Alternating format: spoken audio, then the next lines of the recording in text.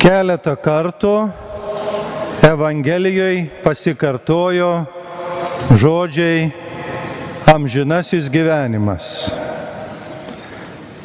ir tikėjimas. Tai į amžinąjį gyvenimą įžengiame per tikėjimą.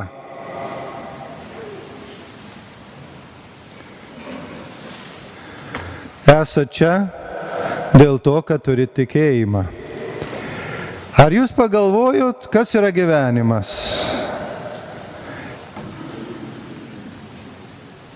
Kokia yra gyvenimo paslaptis? Raktas. Kas svarbiausia? Esat pamastę. Ypatingai jaunimas, kurie dabar gal esat 10 metų turit, 15, 17, 20, 25 metus. Įsivaizduokit. Jūs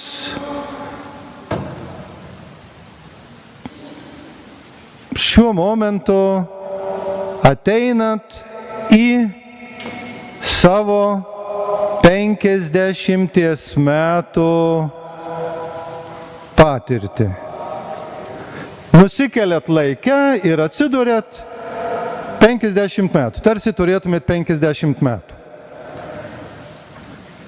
Žiūrit atgal į savo gyvenimą ir matot savo gyvenimo žingsnius, kuriuos darėt. Čia gerai, čia gerai, čia gerai, čia negerai. Čia suklydau. Nuėjau ne ten, kur norėjau nueiti. Ta klaida man kainavo tai ir tai.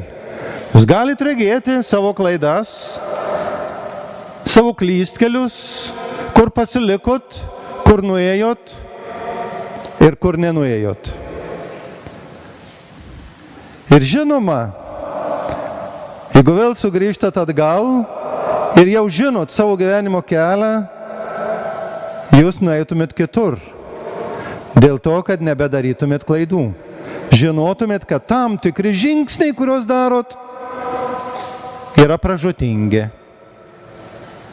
Įdomiausia tai, kad mes, kiekvienas, galbūt, ateisim iki savo 50, 60, 70 ir dar daugiau metų.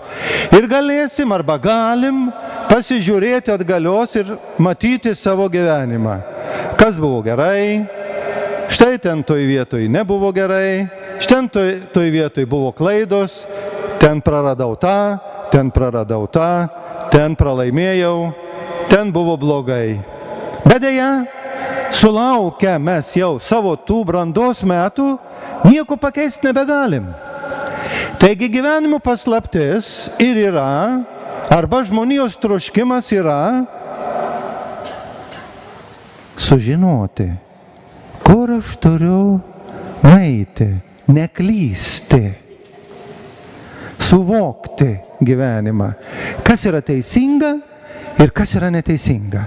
Ir tai yra nepaprastai sunku, bet tam tikra prasme šiek tiek įmanoma. Ir tai Biblijoje yra įvardinta kaip išmintis. Ir jeigu jūs skaitysit Bibliją, ten visada yra raginama, kad jaunas žmogus būtų išmintingas, kaip senas. Dėl to, kad jis neklys. Suprantat? Jis neklys. Jis nueis teisingiau savo gyvenimo keliu ir gyvens pilnesnį, visapusiškesnį, įdomesnį, nuostabesnį gyvenimą. To visi trokštame. To visi trokštame. Kodėl mes nenueinam ten, kur turėtume nueiti ir kas mums trukdo? Pakankamai paprasta. Kada mes padarom nuodėmę, kada mes padarom kažkokį blogį, tada į mus įlenda piktoji dvasia.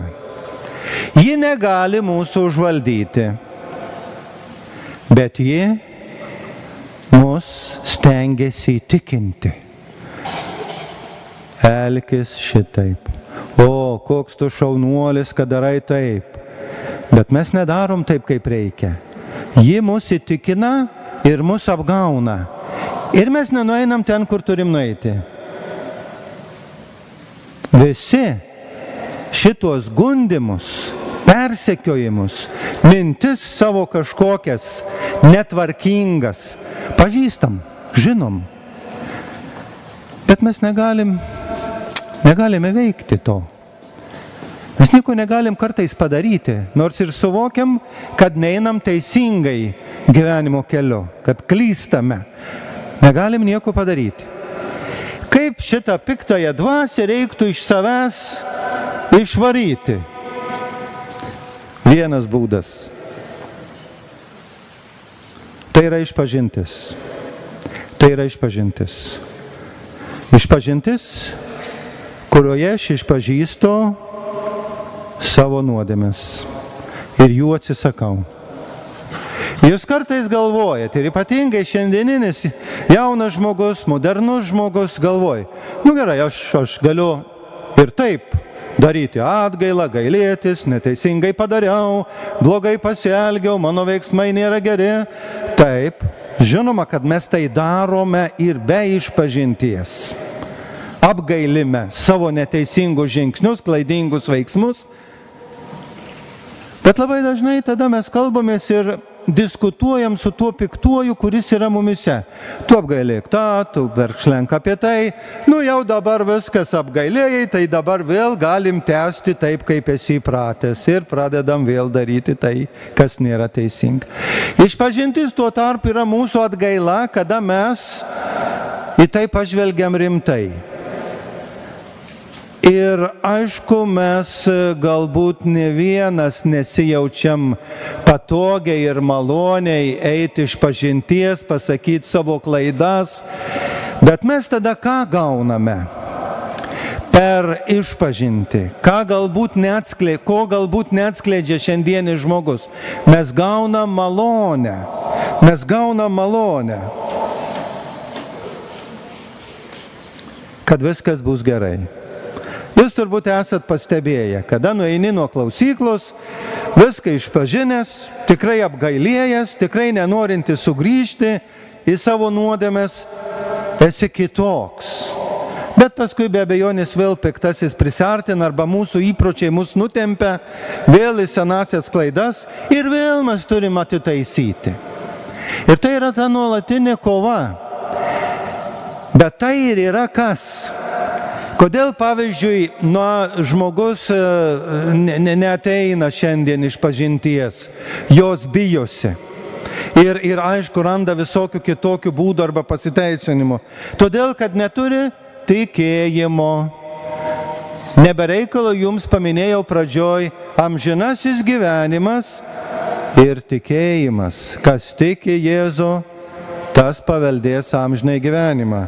Ir čia antrajam skaitinys šiandien mums buvo pasakyti, jūs esate išgelbėti malonę per tikėjimą ir ne iš savęs, bet tai yra Dievo dovana.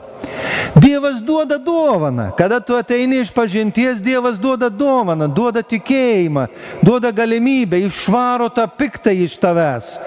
Ir tu gali pažvelgti gyvenimą ir pamatyti jos vingius tos gyvenimo. Kas gerai, kas negerai, suprasti jau.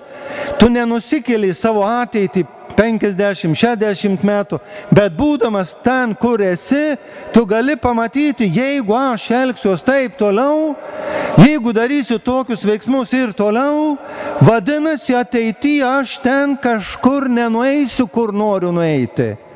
Bus blogos pasiekmes, bus negerai, tu tada suvoki, tai yra Dievo malonė, suprasti, tai yra išmintis, apie ką kalba Biblija, ir tada mes galim įspėti gyvenimo slėpinius.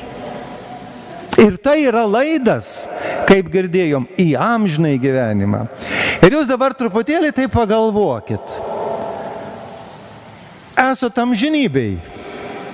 Ir jau tada iš amžinybės matot visą savo praėjusių gyvenimą, savo kovas, savo pastangas, savo praradimus, savo nuodėmes ir kuo džiaugsitės. Aišku, kad džiaugsitės tuo, kas jums pasisekė įgyvendinti gyvenime.